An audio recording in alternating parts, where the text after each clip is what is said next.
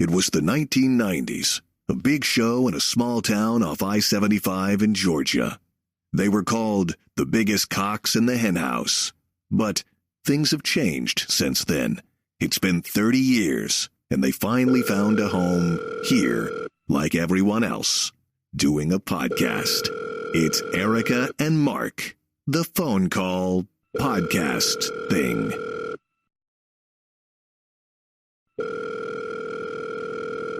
Hello. Mark Steele, please, if that is indeed your real name. Yeah, it is today. Today? What was it yesterday? And it's been before. It depends on where I'm at. Well, have we ever given away? Have we given away your real name on this program yet? I can't. Probably. Why do you sound like that's like you sound a little dismayed at that? Well, no, I was at first, but when I got down to Fort Myers, pretty much everybody used their real last name. Really? Yeah.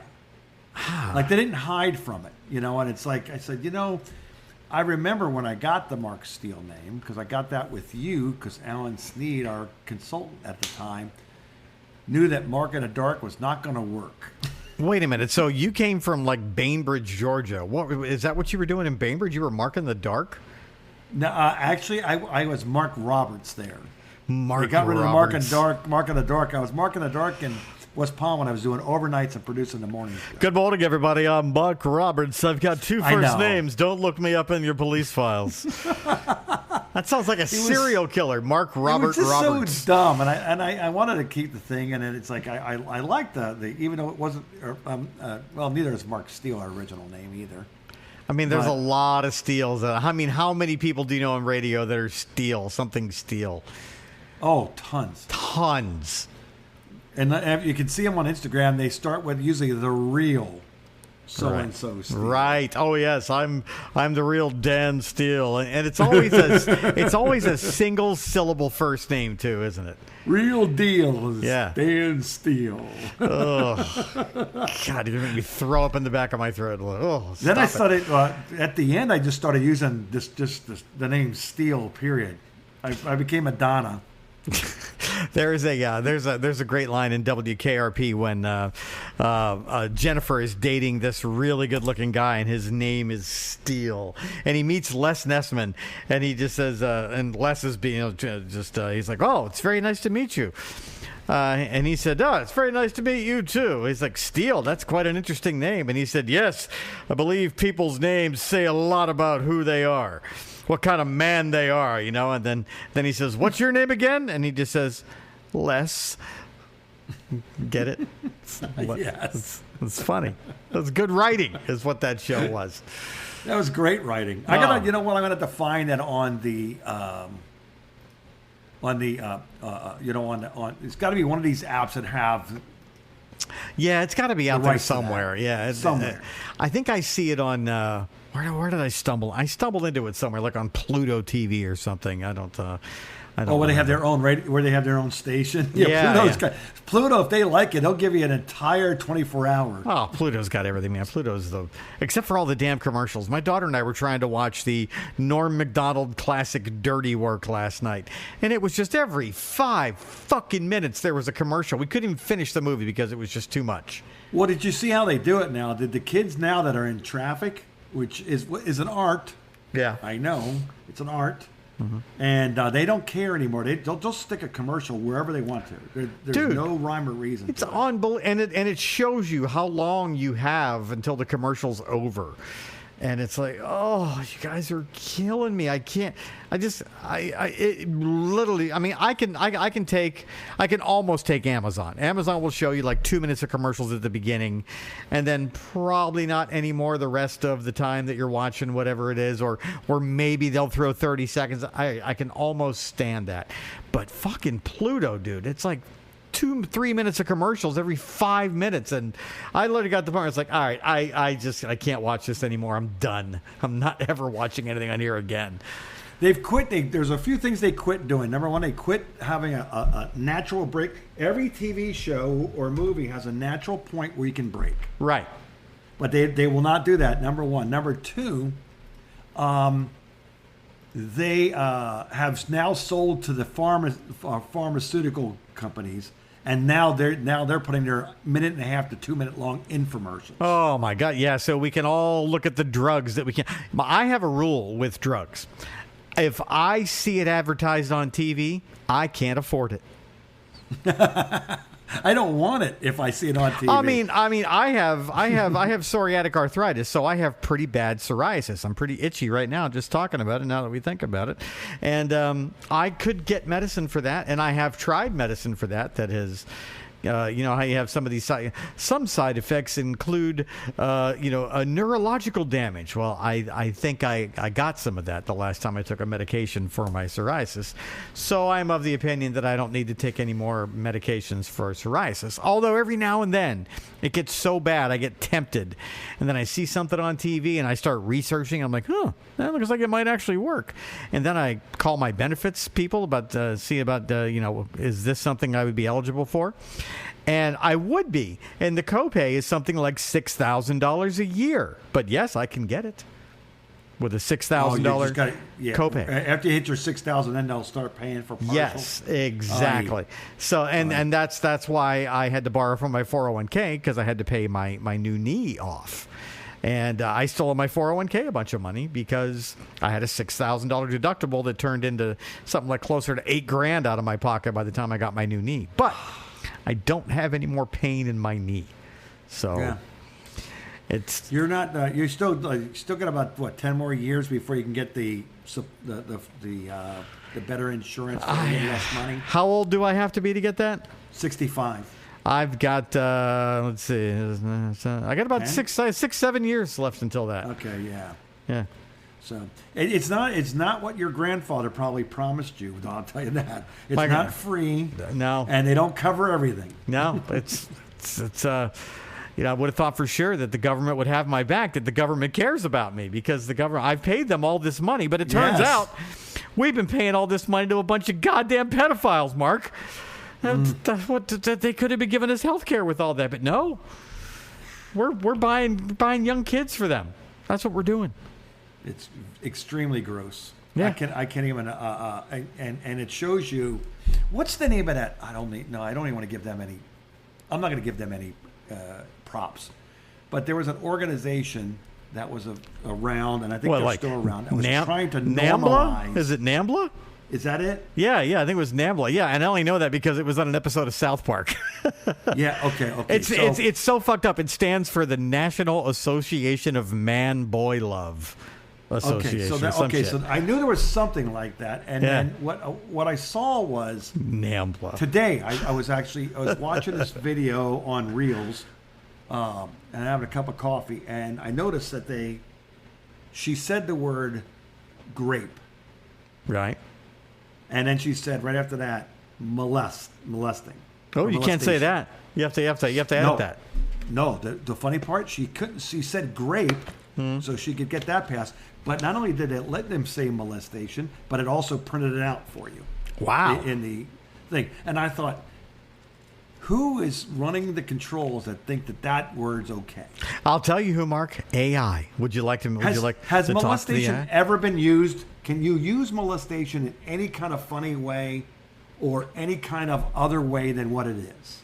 I don't think so. Is there? I mean, I don't know, man. I saw Norm Macdonald make funny jokes out of anything, so probably, yeah, he probably could. But I mean, listen. Norm Macdonald made a joke to Jerry Seinfeld during Comedians in Cars Getting Coffee. They were riding around in this old Porsche, and they were talking about, hey, do you think Bill Cosby comes back from this? And he's like, I don't know. He's like, the guy did a lot of stuff. He's a really good, really good comedian, except for all the raping. See, you laughed because that's funny because of the way Norm said it and set it up. It's still funny. Yeah. You can make it, which is proof right there. You can make anything funny because that is the least funny thing in the world that Norm actually managed to make funny. Yeah. But I'm just saying, it's like if they're policing and they have to use the word grape, so they don't cover the other word, which I get that. Like they go pew pew instead of saying the word gun. Hey, you can't say Right. that here. We're now we're going to get blacklisted. Way to go. Oh, really? Yeah. Okay, what time is it? Hey, no, I'm kidding. It's fine.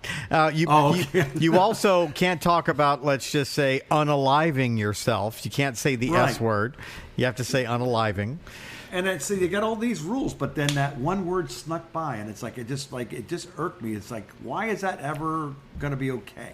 And she was using it in the proper terminology. She was Yeah. explaining that that what she was talking about is that people are being being taken advantage of, and being she used the word rape, but then she used the word molesting, and All right, it came through. I think what we've established here to all three of our listeners is Mark had himself a get off my lawn moment, and he thought he would share it with all of us. And now let's hope he feels better. Do you feel better? I just want people to. It's either wrong or it's not. Uh-huh. It's not half wrong. It's either you're in or you're out. Did I just change your position on rape jokes being funny? I'm just saying, but it just was weird that the AI said this was a bad word, but the AI didn't say this one was. It's like Hey. it's AI is who programs the AI? Everybody blames Zuckerberg for everything, so we'll just blame him. Now, he's an interesting dude.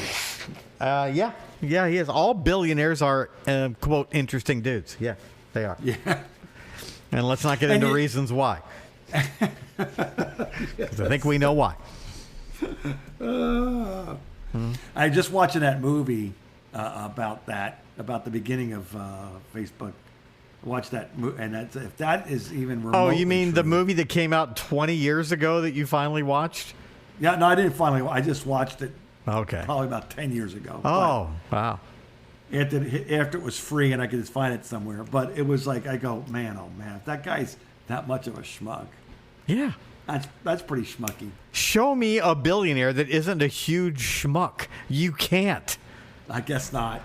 I guess you're right. Yeah, I mean, these people do not get where they are on accident or by being nice people. That's just not how it works. It's amazing to me how people can just not. Have a conscience, step on everybody, do whatever they have to succeed. And yeah, that's why you and I are where we are, stupid. That's Yeah.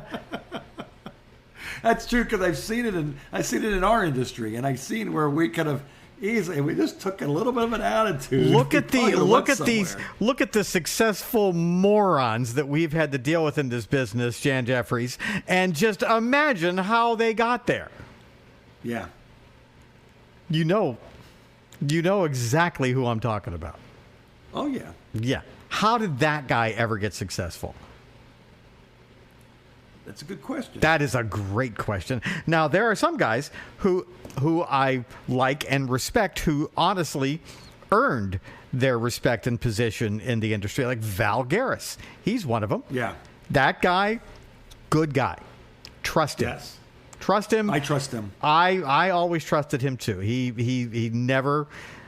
would never do anything that would go against your best interest, and that's He has put me in rare- really good positions to win, Yeah. and has always had a job for me when I needed it. Same with me. Even after I was out and I decided I was out, he was still calling me. He's like, if you want to get back in, I can put you here. And I'm like, buddy, I really appreciate it. Think I'm going Yeah. to stick with television for a little while. Don't want to move away from Florida. Yeah, And because he was loyal too, because he knew that you were loyal to him. He knew how to repay the loyalty. Where a lot of people, you're loyal to them, and the minute they don't need you anymore, there are not very many people that I would trust in the radio industry, but he is one person that I would still to this day trust. He's one of the few people that I think I ever encountered that I would literally trust. I just actually spoke to him a few months ago, maybe towards the end of last year, because I did not know that Cumulus got rid of him.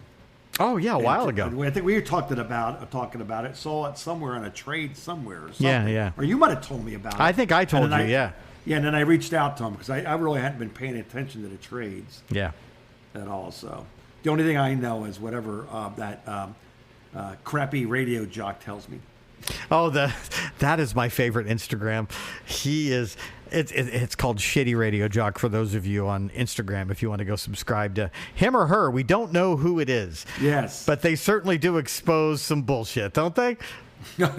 They call some people out, and it's all very inside baseball, for the radio industry. But I think that this person lives in Nashville, based on everything that I can see from all these past posts. But I'm not sure if this person is in the radio industry or the record industry, or maybe is no longer. I don't know. I don't know what he or she does. We've had a couple of private messages where we've talked in the past about some things. Yes, yeah. Shitty Radio Jock, very funny, and will respond to your private message if you are so inclined. And mine started out with wishing Shitty Radio Jock a Merry Christmas. And we started talking about something, and we knew a lot of the some of the same people that we were talking about, and they were like, "Give me some dirt." And I'm like, this person, I really have a whole lot of dirt on that person, but I do on this person, and that's really all it was. And it was I don't know. It was weird. Did it make it in one of it? Did any of your dirt make it online? No, I don't think so. No, because dude, I've been out for fucking 23 years, so yeah. But still, I still know a lot of people who are in it that I still talk to. But the people that I still talk to are the good people, like Mark Raz up in Philadelphia. Right. No offense to you, but that Mark is the best person I've ever met in radio and records and television. The best person that I know. He really is. He's always been straight up. Yeah, he's a good guy.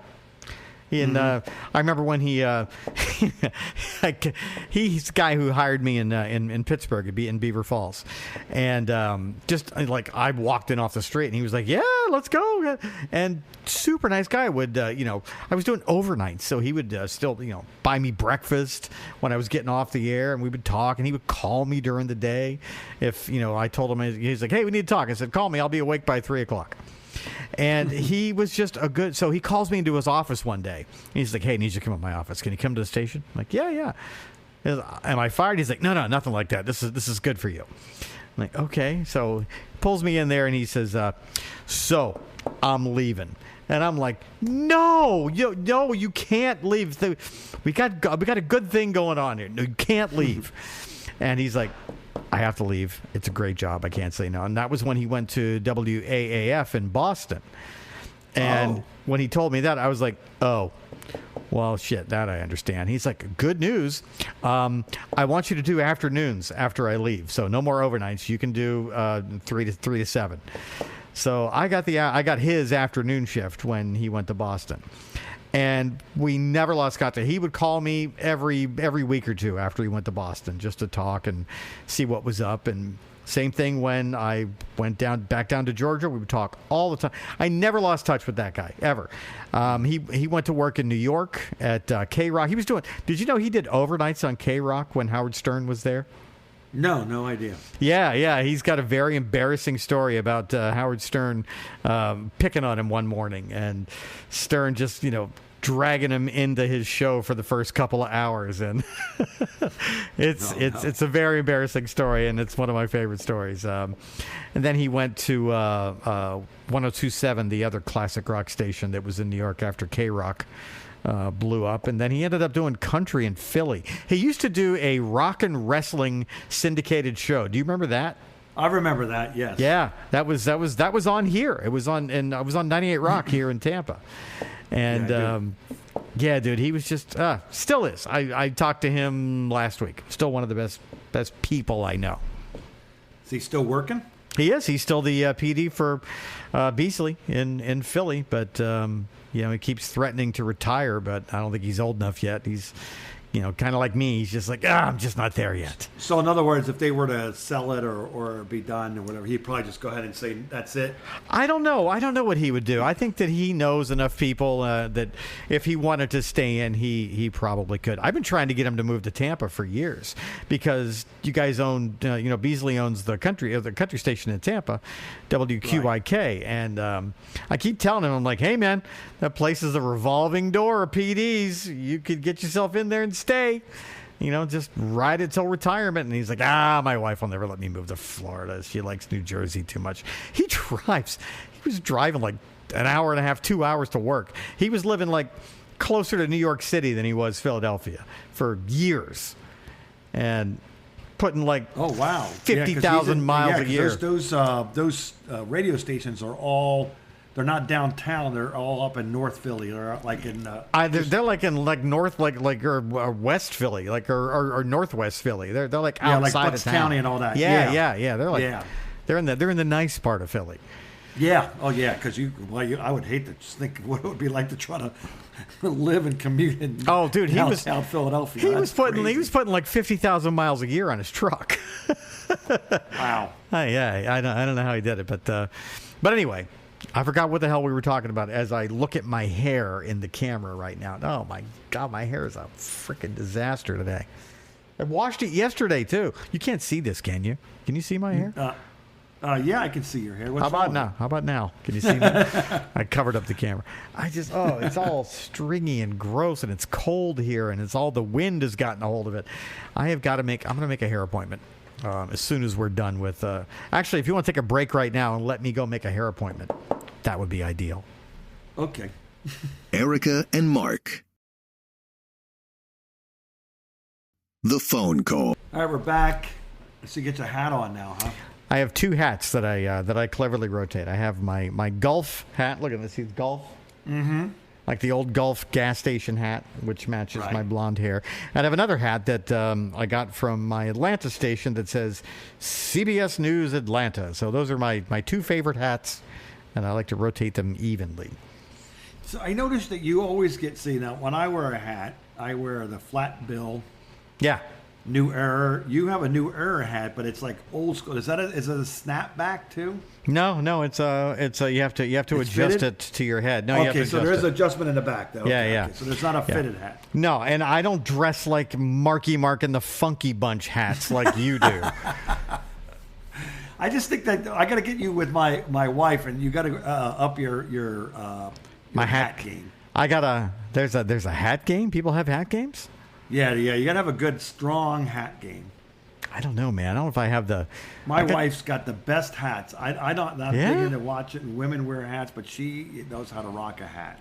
All right. I mean, we may have, your wife and I may need to have a hat sit down meeting. She has everything. I don't know what they're called, but one looks like she's got a couple of things that look like a beret.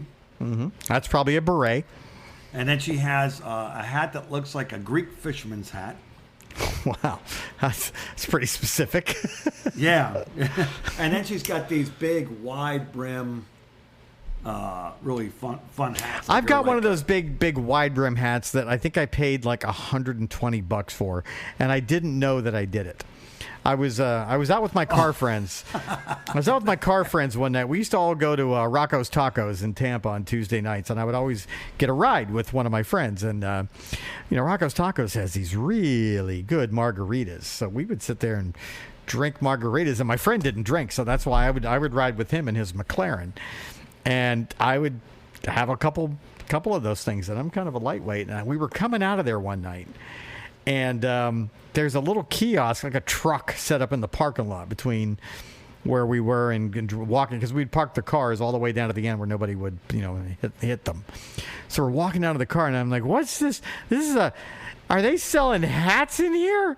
So we walk up this. I remember walking up the steps in this like trailer in the parking lot of the International Mall, and there's all these fancy hats, and none of them have price tags on them. So we're having a good time. We're all trying on hats, and I see one hat. I'm like, I have to have this hat. And I take this hat and I go down to buy it, and that'll be $127. And I'm like, how much? You know what? They're like, it looks so good on you. And I'm like, I'm going to buy this hat. So I was peer pressured into buying this $127 hat. Is it a cowboy hat, or is it what is it? It's I don't know what the hell I did with it. I think it's in my closet. It's kind of it's got a big brim on it like a cowboy hat, but it's flat on the top. Oh yeah, they're expensive, and that was Yeah. cheap. We were looking at one in Nashville, and I was going to buy it for my wife, but she didn't want it. But it was $350. Do you know about this girl on Instagram that makes these hats? Have you seen her? No. Oh, if you knew what Instagram was and you saw this girl who makes the hats, you would be like, I got to get one of those hats. But she sells hers for like thousands of dollars. And it turns out that Brian, our big voice guy, Brian, his daughter knows her.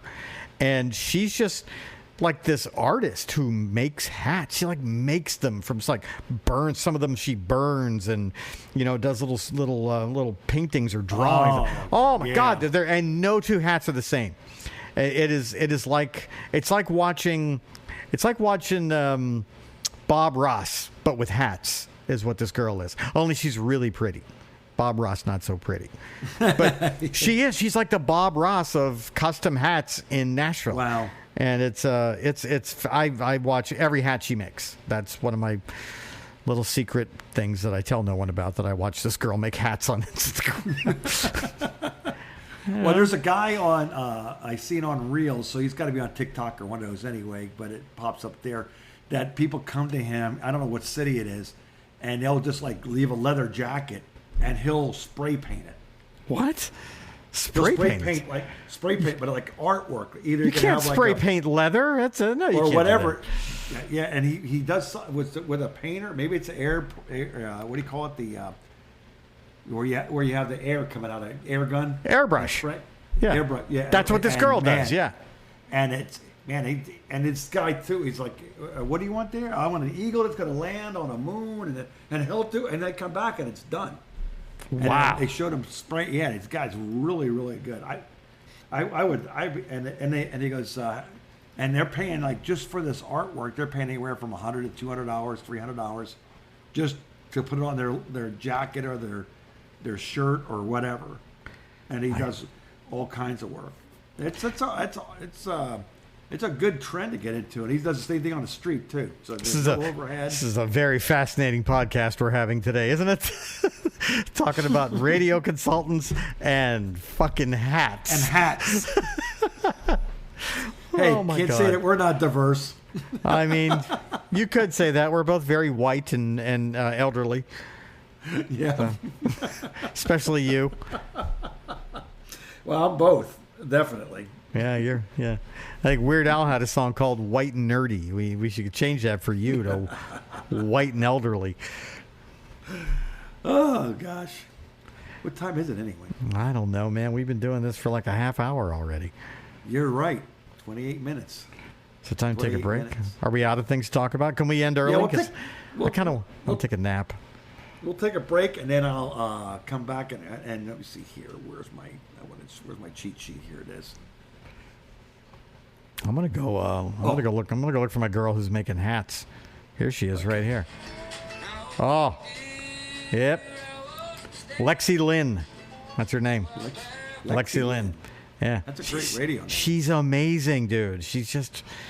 I'm watching her burn a hat right now, and then she's drawing flowers on it with a pick, where it's all burned and singed. It's amazing. Wow. It's amazing. All right, You let's should have her make you one. Yeah, I don't think You I got got an that. in. I don't have that kind of disposable income. You got an in though. Maybe get Yeah, Still got to pay her, man. That's her livelihood. You know, I can't just. Yeah, no, but not everyone has to pay full price. Oh, boy, I really want one of these hats now. Damn it, Mark. Why'd you have to bring this up? Thanks a lot. Okay. Erica and Mark.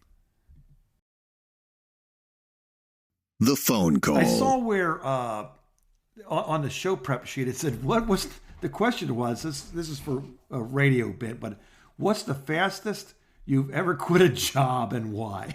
Oh, wow. That's a tough question. That's a good one, man. That's a really tough That's real question. good.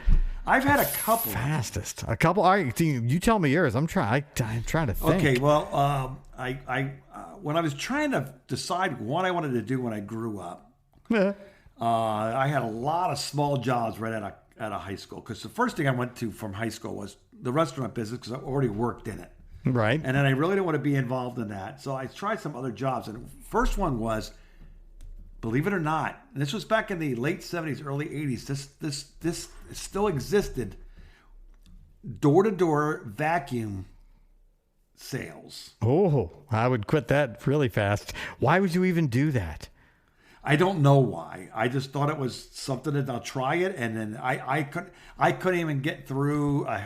When I took my break for lunch, I just went back to the office and gave back their stuff because I never got to demonstrate one thing, not one. Wow.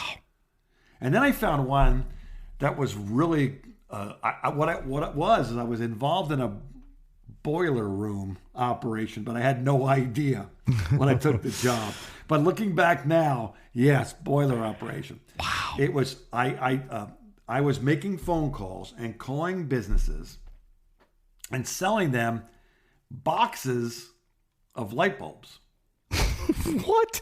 This is getting For the weirder. offices. It's getting weirder Right? and weirder. And what it was is the pitch was you'll never have to change another light bulb. Right? But they wanted us to sell boxes. If all you need is one. If you never have to change it, all you need is one. Right? But they're selling, trying to get, and you get first got to get through the gatekeeper, which is the lady that answers the phone. Right? And then you work your way, try to get yourself to a manager. And then you're trying to sell light bulbs that never burn out, but you're trying to sell them cases. Right. Not even a case, but cases. I'm trying to visualize this whole thing of being a light bulb salesman. It's kind of short circuiting me a little bit. I'll be honest. So I lasted a full day because I didn't want to just go home after lunch All right. like I did last. Hold on. Couple questions. And that was it. How in the hell do you find out about a job like this? Everything. Back then, everything was in the newspaper under Okay. Help Wanted. Yep, I remember the newspaper. And then there was different sections of Help Wanted, right? And then there was the generic where everything kind of fits in. That was the rip-off section of the help wanted section. Yeah. Both those jobs I made $0 to for that half a day, a full day work. Oh, you're kidding. They never paid me. No, back then they did. You know what? You're a schmuck and you don't get paid. Right, yeah. And then what are you going to do? You say, "Fuck you, sue me." Yeah, exactly. Yeah. Get out of here, kid. You're bothering me. Yeah, a lot of that. Jesus. But see, I didn't want to work for my dad and mom because they owned the pool business, and they used to build and take care of swimming pools, and that was a very lucrative job. But I hated it because I was forced to do it when I was a kid. Yeah. When I wasn't working, summertime I had to go to work with them, and so they made me hate the business. Light bulbs, man, dude. I'm trying to think. Yeah. I don't think I have any stories other than going to that radio station in Savannah where the general manager was a giant cokehead, and I lasted about 2 weeks. I told you that story, didn't I? Yeah, it must have been the same general manager as down in Brunswick, Georgia, that came back to work and then fired me. Could have been. Yeah, it could have been. I was there for not even a week. Yeah. This dude and he was a cokehead too. Oh, he's the biggest. How good was the cocaine down on the Georgia coast, man? It's like anybody who was running a radio station was just face full of cocaine at all times. It's like Scarface down there. It's man. crazy. I really don't have any stories like that, though, other than that bad Savannah thing that I... I'm trying to think if there's any other ones. I've had a lot of weird jobs, My jobs have usually been really good, other than I had to walk away from the one in Key West, but I gave him plenty of notice for that. Same thing with the one in Marathon down in the Keys when I first started. I just couldn't find a place to live. Then they understood. But yeah, doing the fishing reports from some weird captain, that was odd. And when I went to work at that station in Marathon, I remember they told me, "Hey, well, if you come in here at like odd hours of the night and you see boats that are offloading things into pickup trucks, just don't look and keep going. Don't call the cops. Just ignore it. If you ignore them, they'll leave you alone." Because the station sounds like the 80s. Dude, it was the 80s. And the station was back in this trailer in the middle of these mangroves on a dirt road, like way off of US 1. And it was just like, oh, well, that they're just bringing in loads of whatever right there on the road to the radio station. And the guy literally told me, when you see that, either go the other way or ignore it. That if you leave them alone, they'll leave you alone. I'm like, and now I'm thinking of something. I'm going to see something I shouldn't see, and then I'm going to be in danger because they're going to think that, because I've seen Miami Vice. I know what happens. Oh, yeah. It's well, I can't vouch for everything because I never associated with that high of the line of chain of command. Yeah. But the middle dealers were not that bad. They would they get pissed if you were late with your money coming back. Sure. And stuff like that. But I never got threatened or felt like I was going to get killed. I got offered a very lucrative opportunity when I was working at the grocery store right after I graduated from high school. It was me and another guy who worked there. He also had he just bought a new Mustang, and I'm like, how the hell can you afford this new Mustang GT? And he's like, oh, I got a little side job. He's like, we're always looking for people. If you just want to get in and you work as much or as little as you want. I'm like, yeah, sure, I'll make a little extra money. What is it? And he's like, well, they put some things in the back of my car and I drive them to a place and I open up the trunk and I don't ask any questions. And I'm like, oh, yeah. Well, how much do you make doing that? He's like, I can make $1,500 every time I do it. I'm like, every time you do it, you're making more money than I make in a month? Are you kidding me? And all they would have had to do was just, one time, I drive into this warehouse area and into a warehouse. They put whatever in your car and you drive it up to St. Pete and same thing. You never get out of the car. You don't know what's back there. And it's $1,500 in cash. And I was like, I really thought, dude, I thought about it. I seriously thought about it. But I knew I would get caught. I suck at being a criminal. Yeah, I had one of the guys that I was buying from was asking if I wanted to step up the money and get some more extra for myself. Did you do it? No. You didn't become a middleman? Yeah. No, too scared, man. Yeah, I was scared no too. Milling for me, man. I was just like, I don't know. I knew darn well I could not survive 1 second in jail. Oh, yeah. Same. And then, I got all these scenarios running into my head. I'm going to get busted like the first time I do it. And they're going to, the only way that I can make a deal is if I give up everybody I know. And I don't really know anybody or know anything because this is the first time I've ever done it. And they're not going to believe me. And I'm going to be rotting in jail in Stark. And yeah. Oh, yeah. Yeah. It's just like, no, I just thought to myself, no. Fortunately, I had the drugs never ever made me that stupid that I would that the fear went away. See, I wasn't even doing any drugs, so I was told I was the perfect person. You could trust me. I'm not gonna steal any of that. I wouldn't know what to do with it. Back then, I didn't know what it meant. Now I have ideas. But at the one time we were leaving, a friend of mine and I we were leaving. I think I was off that day, and. The guy that I knew, he was a bartender, part-time bartender, and a doorman at the club I worked at, and we were in Hialeah. And I got some, and then I was off, and then we were riding over to North Miami Beach, and we're coming over the big bridge, going over to where the little strip of the Miami Beach is, and one big blue light behind us, and that was like the old highway patrol, right? Yeah. But no, it wasn't highway patrol. It was the North Miami Beach cops had that same big blue light like that, and they pulled us over. Hold on, that's back in the days when North Miami Beach was not a good area. Yes. Yeah, people do not understand, man. There were parts of Miami Beach you did not go to back in the 80s because it was sketch. And he said, and he pulled us over, and then he said, "What do you? Not you. You go up. You go." I said, "Well, I'm waiting for my friend." Well, go down the road a little bit, and wait for him there. So I left. He was pulling over him because his tail light was out. Yeah. And I was. So when I get home, I got a bag about this big. Oh. It's all gel from sweating. Oh, really? I melted. Yeah, it gelled out. You melted. So what is that? Is that some kind of new crack or something? What is that? I guess it was. So we did. I didn't know what to do. So I went to somebody and they said, "Oh, let's try. See if we can put it in the microwave and see if we can dry it out." And it made it worse. You can't dry shit out in the microwave. That's not what a microwave does. Again. Yeah. Drug addicts. Yeah. And I said not stupid enough, but I didn't mean I wasn't stupid. And I remember trying to save it because it was like $400 or $500 worth, and it was practically gone. All I could do was give it to somebody for like half the price, and then they used it to load their.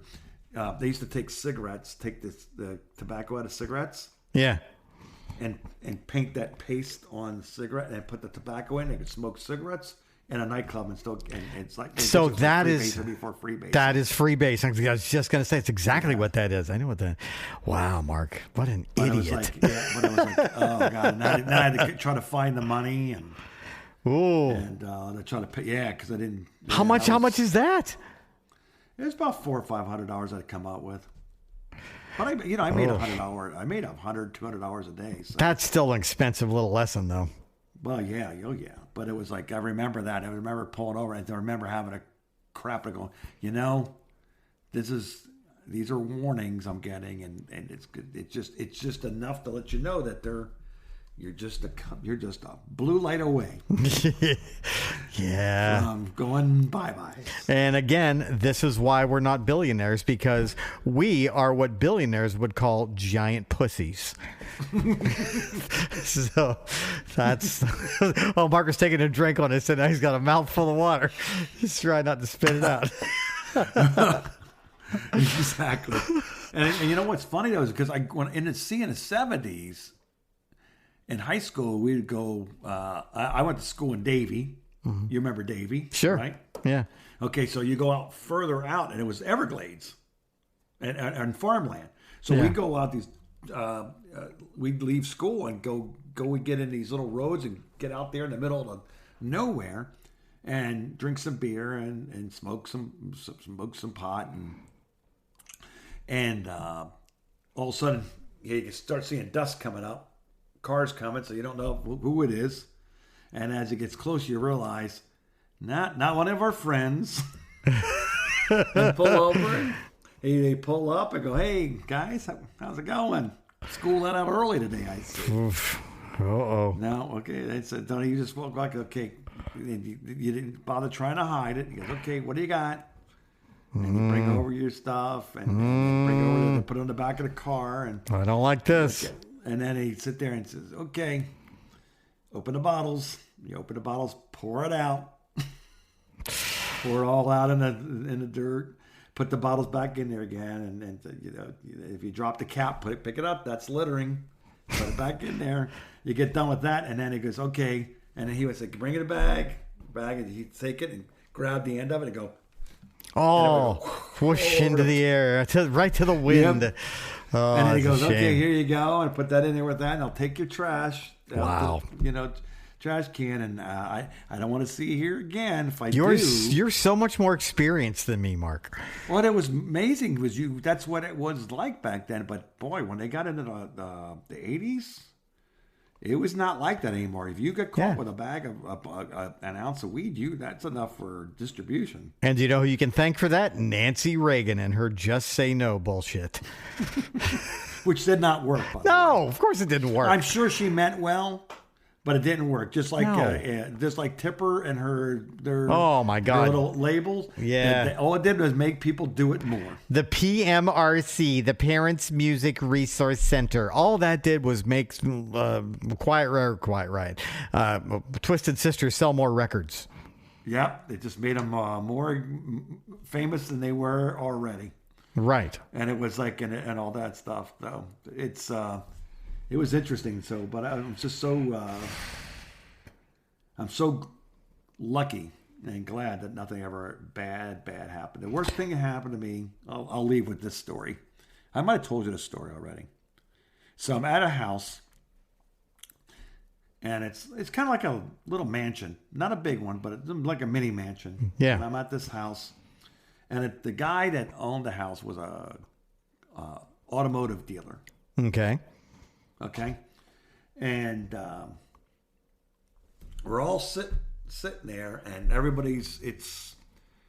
You ever see those old movies where they show from the 60s or 70s where there's music blasting and people are like half clothed and everyone's high? Yeah, sure. Yeah, like the old hippie days. And yeah. Right, and that's pretty much what it was. And I went there to go pick something up, and then because I had to go to work that night, And as I'm there, banging on the door, and it was DEA. Yeah. And not the FBI. Wasn't the FBI? It was somebody else. Maybe it's just DEA. Anyway, it might have been the FBI. Anyway, they kicked the door, pushed it in the door. Everyone's like, what was weird was I was like frozen and thinking to myself, oh crap, this is a problem. In my head, right? But everyone else is like, hey man, Hey, man, what's going on? And for you, you're like, oh, my God, my life is over. Yes. My life's flashing in front of me. And they walked in to the guy's bedroom, and he came out, and he had like a pair of shorts and like a shirt like thrown over, like not buttoned, and his hands were there. And they went right back out the door, took him out the door, and they took him to court, and they got him for some kind of tax violations or something. Because I think he's running his money through his car dealership. Oh. And what he did was his wife ran a dealership, and he went to Eglin Air Force Base for a prison. That's, where white-collar criminals go. Yeah, it's nice up there. He came back. He looked better than he's ever looked before. Well, sure. He was trim. He was eating well. Suntan. Yeah, he's working out, playing tennis. Yeah. They got a golf course up there. And I was like, what is this supposed to teach me? If you're going to commit crime, commit white-collar crime. But I thought to myself, that's him. I could do the exact same thing, and next thing you know, I'm in Rayford. Yeah. Again, you're what billionaires call kind of a pussy. So yes, you're not gonna, you didn't get that opportunity, did you? Oh my gosh. Yeah. I'm glad I'm going to a meeting today so I can amend for my your what we call our war stories. I'm amending for my sins that I forgot about. Yes. Like destroying all of that cocaine and turning it into mush. Well, there's going to be a lot. I'm going to probably have some really good stories for the next couple of months because I'm writing, and I got to sit down and write my testimony. I'm going to do my testimony in June. And I want to freshen it up, and usually it comes up with all the stuff I forgot about. Yeah. Like that story starts coming back to my memory. Mark, I don't know how to tell you this, but your war stories are damn entertaining. And I don't think you should be ashamed of them at all. But the funny part about it is if I was made into a movie, I'd be the complete opposite of Scarface. Yeah. It's just the adventures of this guy that's such a wuss. He does not know how to deal with stuff. All right, that's a little bit long of a title. I think we're gonna retitle this. This working title now is No Billionaire Here.